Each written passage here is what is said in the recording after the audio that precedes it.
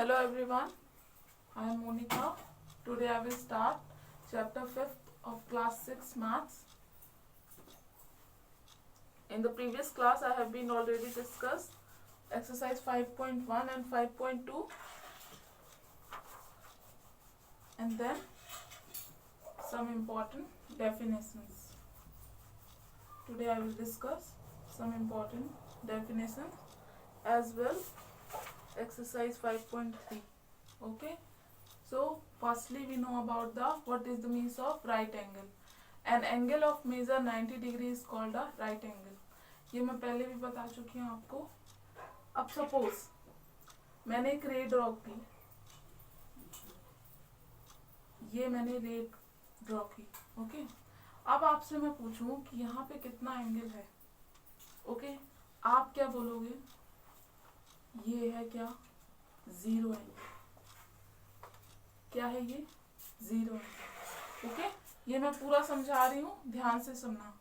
Okay, ये कौन सा एंगल है? ये आपका ये जो फॉर्म हुआ, ये कौन सा एंगल है? Zero angle. ठीक है. अब ध्यान से देखना क्या करूंगी मैं. ये जीरो एंगल है. अब यहीं से मैंने एक और रे ये ड्रॉ कर दी. ओके, अब ये कितना हो गया? ये हो गया 180 degree angle. Okay, which means that अगर मैं पूछूं आपसे स्ट्रेट लाइन कौन सा एंगल बनाती है, तो आप क्या बोलोगे? 180 डिग्री. और 180 डिग्री एंगल को ही क्या कहते हैं? स्ट्रेट एंगल बोलते हैं. ठीक है, ये लिखा हुआ है. An angle of measure 180 degree is called straight angle. ठीक, समझ गए? अब देखो, ये मैंने हटा दिया 180 डिग्री को. ठीक है, अब देन जीरो था, स्टार्टिंग जीरो से ही होगी. ओके, तो अब राइट एंगल क्या होता है? अगर मैंने इसे ये बढ़ा दिया, ये स्ट्रेट लाइन होगी. ठीक है, क्या होगी? Straight line. रूलर से भी आप ड्रॉ कर सकते हो. ये क्या होगी? स्ट्रेट लाइन होगी. ओके, यहाँ पे अच्छे से ना बने तो कोई दिक्कत नहीं है, आपको स्ट्रेट लाइन ड्रॉ करनी है. ठीक है, वर्टिकली. ठीक, अब ये क्या होगा? ये अगर मैंने साइन बना दिया तो ये कौन सा साइन है? राइट एंगल का. और राइट एंगल कितना होता है पहले भी बता चुकी हूँ, 90 डिग्री. ठीक, an angle of measure 90 degree is called a right angle. Okay, समझ में आ गया तीनों एंगल. ये हो गया राइट एंगल, ये है आपका straight angle. Okay, and then ये है आपका 0 डिग्री. ठीक, समझ में आ गया क्या है? अब then the next definition. And then acute angle. What is the means of acute angle? An angle which is greater than 0 degree. यहाँ पे आप 0 डिग्री में लिख के 0 एंगल लिखो. 0 angle and less than right angle, which means that 90 degree is called acute angle. अब simple सा meaning है इस पूरी डेफिनेशन का जो मैंने वर्ड्स में यूज किया है. 0 डिग्री टू 90 डिग्री, ये आप रफ में लिख लेना. ठीक है, 0 to 90 क्या होता है? Acute angle. मतलब इसके बीच में अगर कोई भी एंगल है तो वो क्या होगा? एक्यूट एंगल होगा. सपोज मैंने लिखा 60, क्या ये एक्यूट एंगल है कि नहीं है? है, क्योंकि ये 0 और 90 के बीच में है.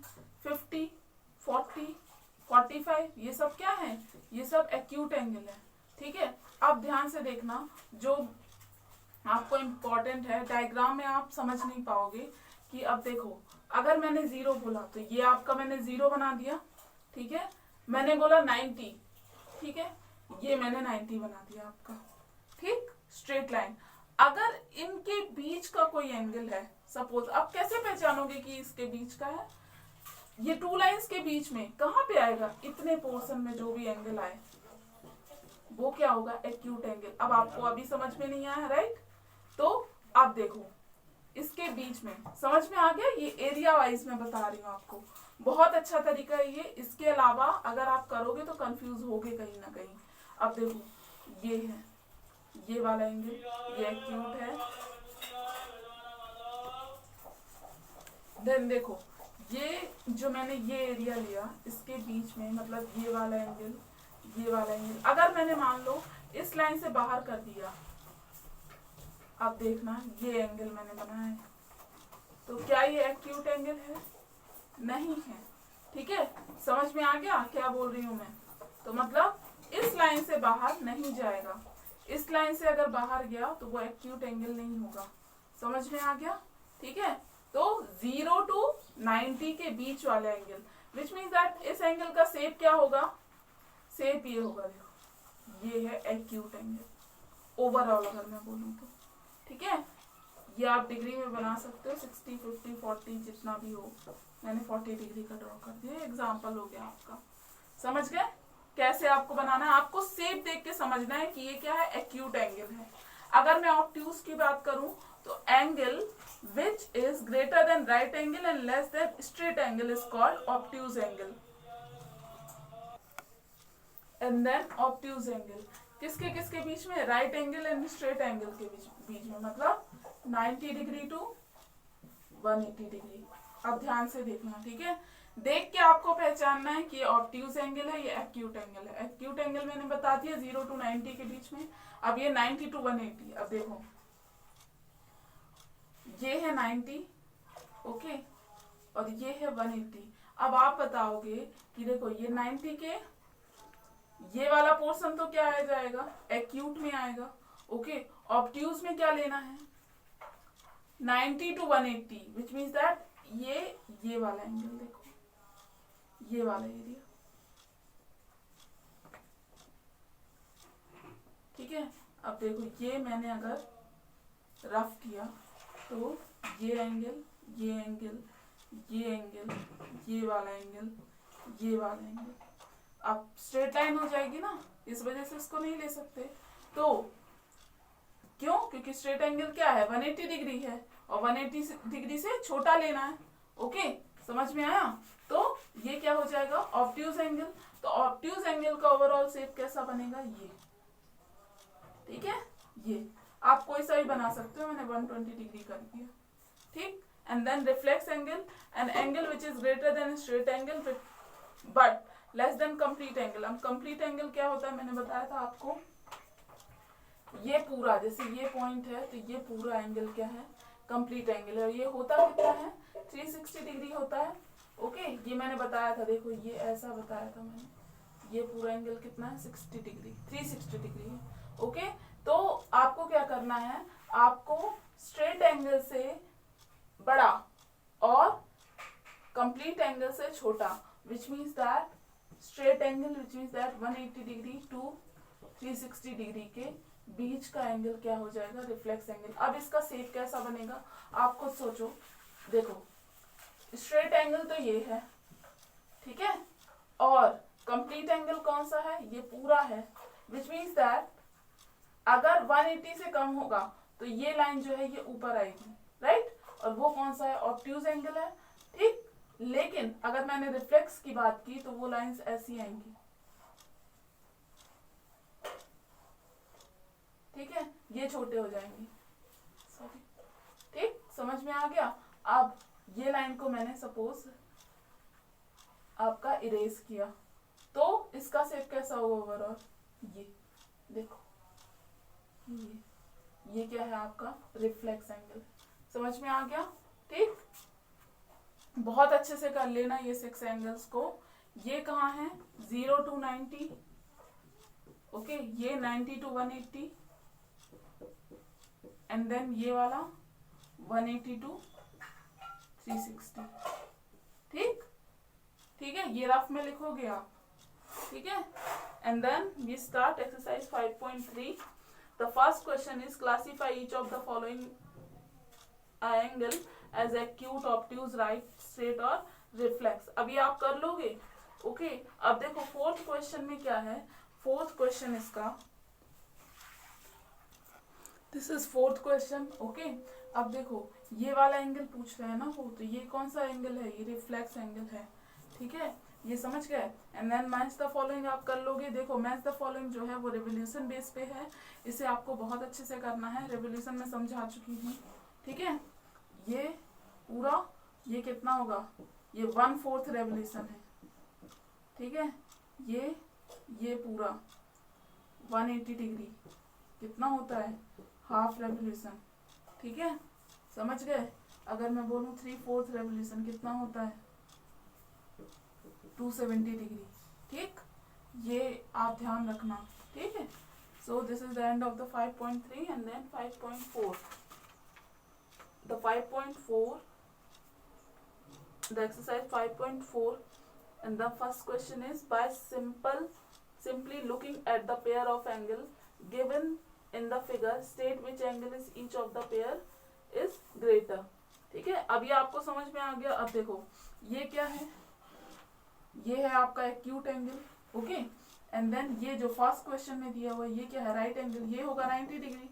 और ये आपको पता है एक्यूट क्या होता है, लेस देन 90 होता है, विच मीन्स दैट अगर ये सपोज 60 का भी है तो इसमें लार्जर कौन सा है, 90, विच means that first one is answer, okay. समझ में आ गया। एक्यूट, ऑब्ट्यूज और right angle, zero angle, straight angle, ये सब आपको मालूम होना चाहिए। रिफ्लेक्स एंगल कि आप देखते ही साथ समझ जाओ, ठीक है। ये मैंने आपको समझा दिया था, ये आप करोगे। Question first, question 7, question second में कुछ नहीं है, आपको ट्रैकिंग पेपर का यूज करके इसको करना है, तो ये आप करोगे, okay. And then question third में देखो, give 2 examples each of right, acute and obtuse angle from your environment, okay. तो आपको क्या करना है, इसमें आपके एनवायरमेंट से आपका वो लिखना है, इसमें एग्जाम्पल्स लिखने हैं, ठीक है। अब ये आप कर लोगे और अगर नहीं आया आपसे तो आप मुझे बता देना, मैं आपको एग्जांपल्स बता दूंगी, okay. An angle is formed by 2 adjacent figure, find what kind of angle with it appear to be. अब देखो एडजेसेंट फिगर बोल रहे हैं, देखो ये मैंने लिया, ठीक है। ये 2 फिंगर्स है मेरी, इनके बीच में कैसा एंगल है, देखो ये 2 फिंगर्स इस टाइप से आ रहा था ना, ठीक है। ये 2 फिंगर्स है, यहाँ पे जॉइंट है और ये 2 फिंगर्स है। आप किसी भी 2 फिंगर्स को लोगे ऐसे ही आपका शेप आएगा। तो ये कौन सा है, ये कौन सा है, एक्यूट एंगल है, ठीक है। आंसर क्या आएगा इसका, acute angle. Fifth one is using only a ruler draw an acute angle and obtuse angle and a straight angle. ये आपसे बन जाएगा, ठीक है।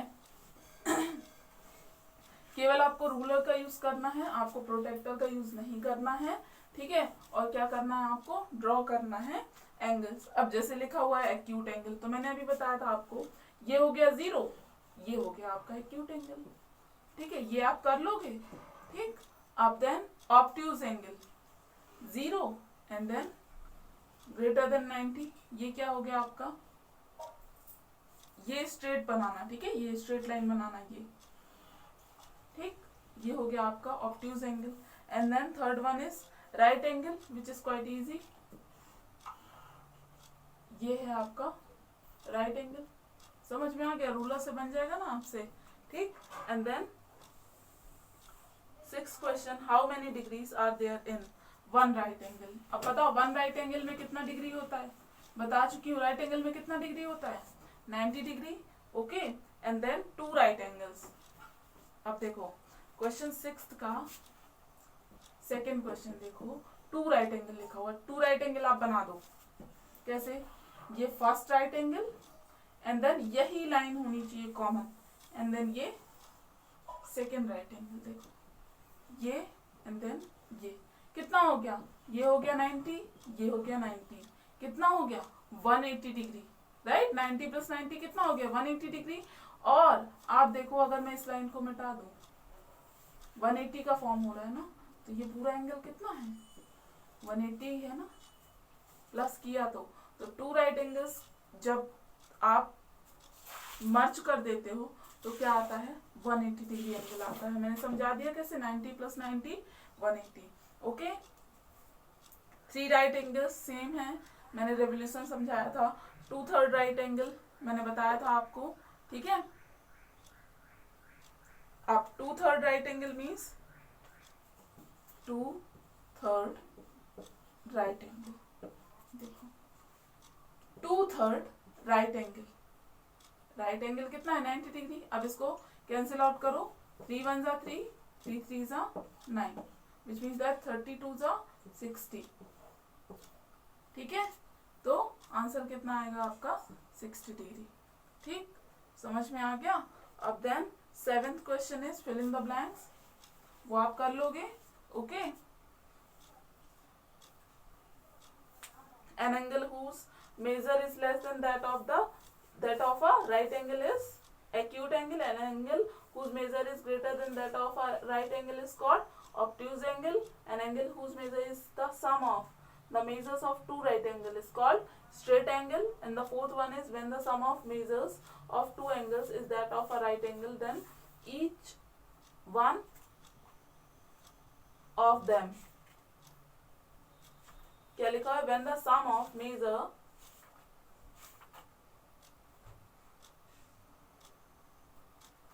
when the sum of measures of two angles is that of a right angle, then each one of them is, क्या होगा इसका answer 7th का 4th, क्या होगा acute angle। and then question number 8, find the angle measures between the hands of the clock in each figure। अब देखो 12, देखो आपका क्लॉक कैसा बना हुआ है, ये ठीक है, 12 6 9 एंड देन 3, और ये कुछ ऐसा बना हुआ है। ठीक, तो ये कौन सा एंगल है, राइट एंगल है। ओके, एंड देन सेकेंड में क्या है आपका, सेकेंड में एक्यूट एंगल है। ओके, ड्रॉ कर लोगे। And then exercise 5.5, and then exercise 5.5। अब देखो अगर मैंने कुछ ऐसा ड्रॉ किया तो आप ये बोलोगे कि ये 90 डिग्री एंगल है मैम। ओके, ठीक, अगर मैंने इसको नाम दे दिया लाइन एल एंड इसे नाम दे दिया आपका लाइन एम। ठीक है, ये एम लाइन है, एल लाइन है, तो इसको एक और तरह से बोला जा सकता है कि line M is perpendicular to line L. ठीक है, समझ गए, ये परपेंडिकुलर टू ईच अदर है। ठीक, समझ गए।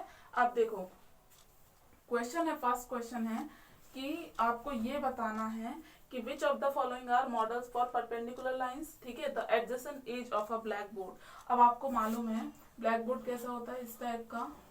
ठीक है, अब एडजेसेंट एज मीन्स जो जुड़ी हुई है एक दूसरे से। सपोज ये दोनों एज ले ली मैंने। ठीक है, तो ये परपेंडिकुलर है, यस, तो आंसर क्या आएगा, yes. The pair of rails of railway track. अब देखो आपका पेयर्स लेना है रेलवे ट्रैक का। ठीक है, अब देखो रेलवे ट्रैक की लाइंस कैसी होती है, ऐसी, तो क्या ये परपेंडिकुलर है, नो। ओके, इस टाइप से आप कर लोगे। The line segment forming the letter T. अब देखो ये आ गया आपका, ये मैंने बना दिया टी। ठीक है, ये स्ट्रेट लाइन होगी, तो क्या ये परपेंडिकुलर है, यस है।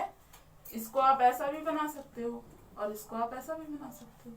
ठीक है, and then the letter V कैसा है, ये है, तो क्या ये परपेंडिकुलर है, 90 डिग्री एंगल है इसके बीच में, नहीं ना, तो इसका क्या आंसर आएगा, नो। ठीक है, and then a line segment A B is perpendicular to a line segment C D at their point of intersection O C D A B. ठीक है, ये हो गया आपका ए बी एंड देन ये हो गया आपका सी डी। ठीक है, इंटरसेक्ट कहाँ कर रही हैं, ओ पे। ठीक है, A B is perpendicular to line segment C D and at the point of intersection O right the measure of angle A O C. अब ए ओ सी ढूंढो कहाँ है, ए ओ सी, ये क्या है, ये राइट एंगल है, मैंने अभी थोड़ी देर पहले बताया था आपको। कितना डिग्री होगा ये, 90 degree. Okay, and then third question, study the diagram the line L is perpendicular to line M. Okay, the first question is D F is equal to H F, D F is equal to H F. देखो ये जो जैसे कि दिया हुआ है ओ A B C C D, ये सब इक्वल लेंथ में है।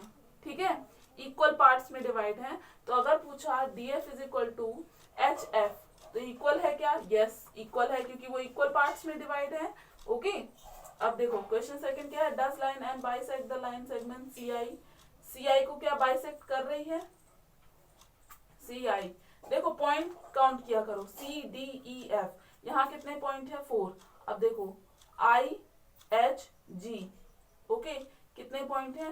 3, विच मीन्स दैट ये बाइसेक्ट नहीं कर रही। बाइसेक्ट का मीनिंग क्या होता है? इक्वल पार्ट्स में डिवाइड करना। Okay identify any 2 line segments for which line M is the perpendicular bisect. तो क्या करना है? 2 लाइन सेगमेंट्स आपको बताना है, वो क्या है? EG and DH। EG and DH, okay समझ गए? Are there true? AD is greater than HI, AD is greater than HI, yes। BC is equal to JK, BC is equal to JK,